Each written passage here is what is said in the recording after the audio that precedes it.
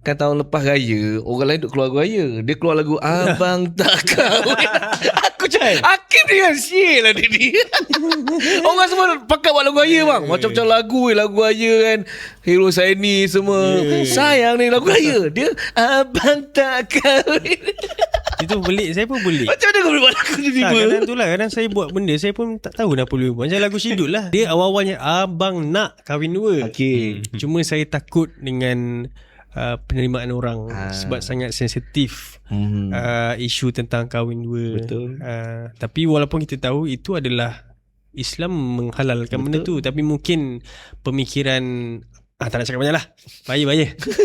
Faham lah. So saya macam nak keluar, saya tukar Abang tak kahwin dua, sayang jangan gelisah.